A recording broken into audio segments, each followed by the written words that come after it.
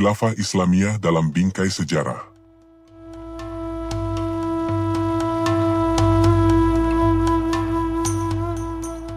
Secara etimologis, kata khilafah berasal dari akar kata halafa yang berarti menggantikan. Secara harfiah, khalifah berarti pengganti, yaitu seseorang yang menggantikan peran Nabi dalam memimpin umat Islam, terutama dalam urusan dunia dan penegakan hukum Islam. Dalam konteks teologis, khilafah Islamiyah diartikan sebagai sistem kepemimpinan umum bagi seluruh kaum muslimin di dunia untuk menegakkan agama, melindungi umat, dan mengatur urusan dunia sesuai syariat Islam. Jadi, khilafah bukan sekadar kerajaan Islam, melainkan institusi politik religius yang menggabungkan otoritas moral representasi agama, otoritas hukum dan politik, serta legitimasi sosial atau keumatan. Terdapat dua istilah saling terkait antara khalifah dan khilafah. Khalifah, pengganti, wakil, penerus. Merujuk pada orangnya, pemimpin yang menggantikan peran Nabi dalam memimpin umat. Khilafah, kepemimpinan atau institusi kekhalifahan. Merujuk pada sistemnya, yaitu lembaga yang menaungi umat di bawah satu otoritas.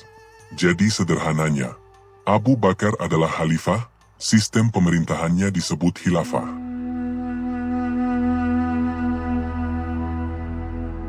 Perkembangan gelar dari khalifah ke Amirul Mukminin.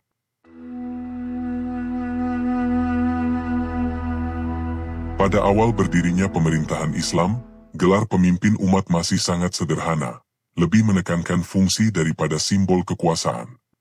Namun, seiring perjalanan sejarah, gelar itu berevolusi mengikuti dinamika politik dan sosial umat Islam.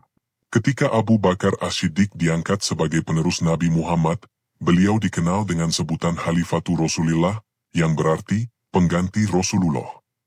Gelar ini mencerminkan posisi beliau sebagai penerus langsung dalam memimpin umat, bukan sebagai nabi baru, tapi sebagai penjaga ajaran Rasul.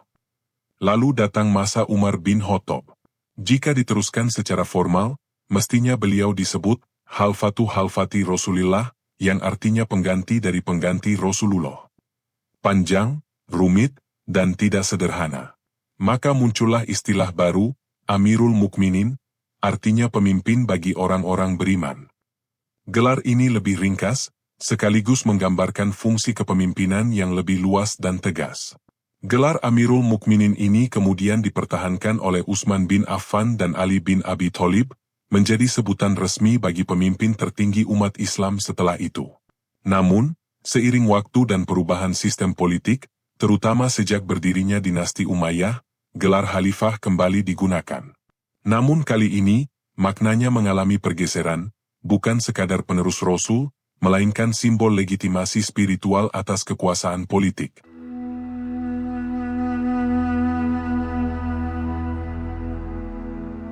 Dengan kata lain, khalifah di masa Abu Bakar adalah pengganti Nabi. Amirul Mukminin di masa Umar adalah komandan umat.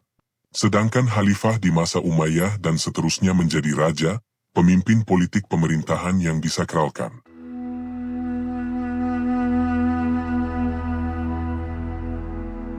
Pada masa Khulafaur Rasyidin, gelar bersifat moral dan fungsional. Pemimpin dipilih berdasarkan syuro atau musyawarah.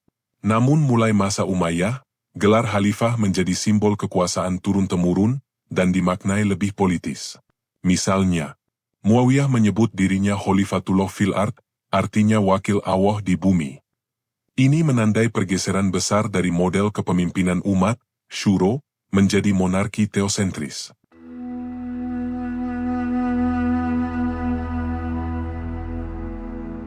Di masa Abbasiyah, gelar ini makin tebal nuansa religiusnya.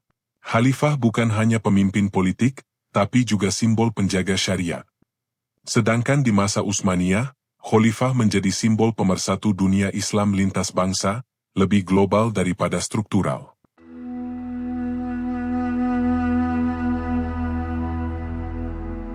Artinya, dalam sejarah panjang peradaban Islam, sistem khilafah tidak pernah benar-benar tunggal bentuknya. Ia terus berubah, menyesuaikan zaman, wilayah, dan dinamika kekuasaan. Namun, benang merahnya tetap satu, menjaga keberlangsungan umat Islam di bawah satu payung kepemimpinan.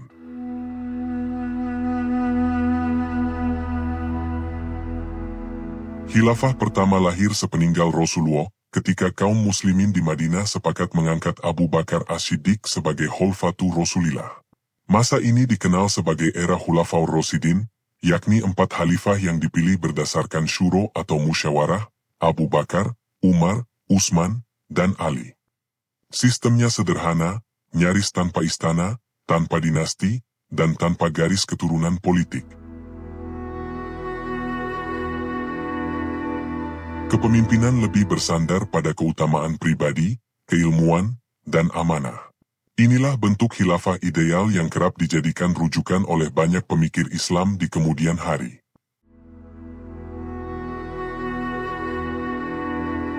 Namun sejarah terus bergerak. Setelah wafatnya Ali bin Abi Thalib, muncul dinasti Umayyah di Damaskus. Inilah titik di mana khilafah berubah bentuk menjadi monarki turun-temurun. Kekuasaan diwariskan dalam satu keluarga, yaitu Bani Umayyah. Di tangan Bani Umayyah, Islam meluas hingga Spanyol di barat dan India di timur. Ketika Umayyah jatuh, muncul dinasti Abbasiyah dengan pusat di Baghdad. Secara sistem, Abbasiyah masih mempertahankan konsep khalifah sebagai pemimpin spiritual dan politik, tapi praktiknya lebih kompleks.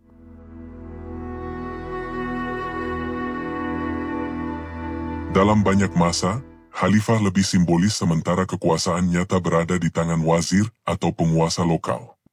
Era ini melahirkan masa keemasan ilmu pengetahuan dan kebudayaan Islam. Lalu sejarah kembali berbelok. Setelah Baghdad diserbu Mongol tahun 1258 Masehi, sistem khilafah sempat terhenti. Namun tak lama kemudian, gelar khalifah dihidupkan kembali di tangan dinasti Mamluk di Mesir, dan akhirnya berpindah ke tangan Turki Utsmani atau Ottoman di Istanbul. Disinilah khilafah mencapai bentuk terpanjang dan paling terorganisir secara administratif.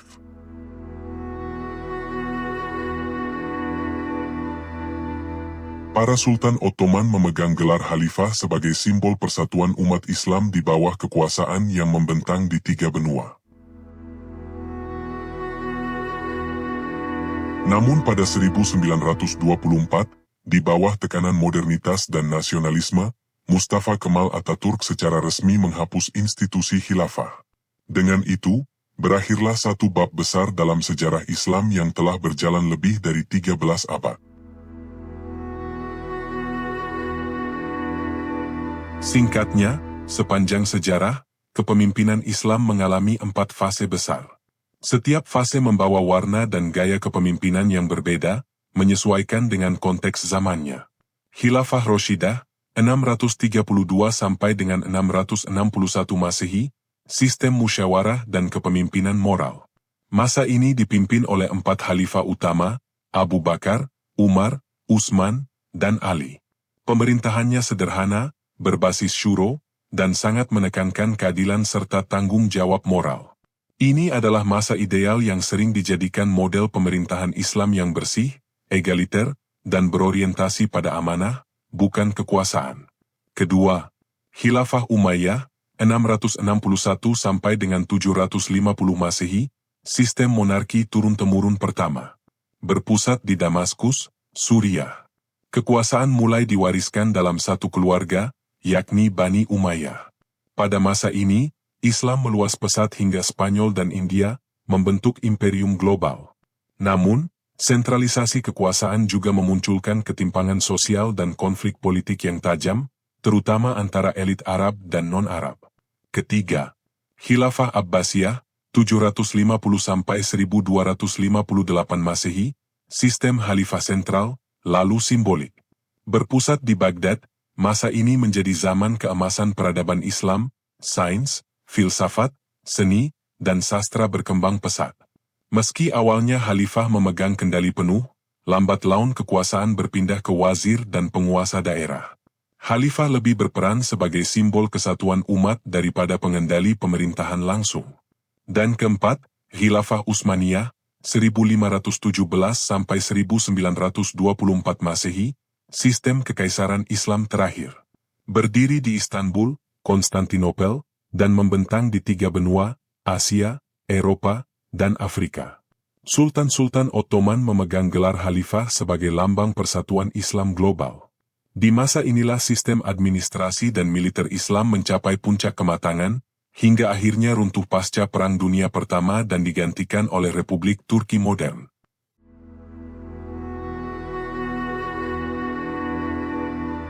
Empat fase besar khilafah dalam sejarah.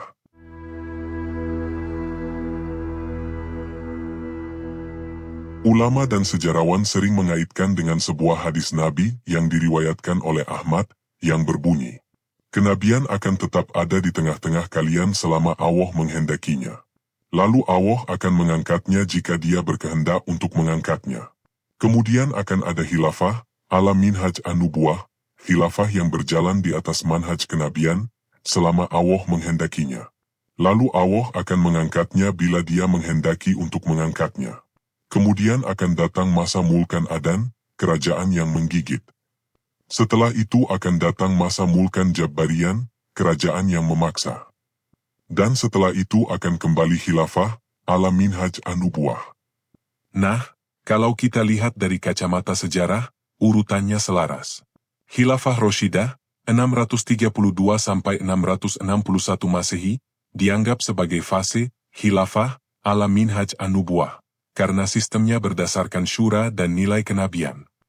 Berikutnya Khilafah Umayyah, 661-750 Masehi, sering dikaitkan dengan fase mulkan adan, yaitu kerajaan yang menggigit, maksudnya, kekuasaan mulai diwariskan turun-temurun, tapi masih menjaga syariat dan kekuatan politik Islam.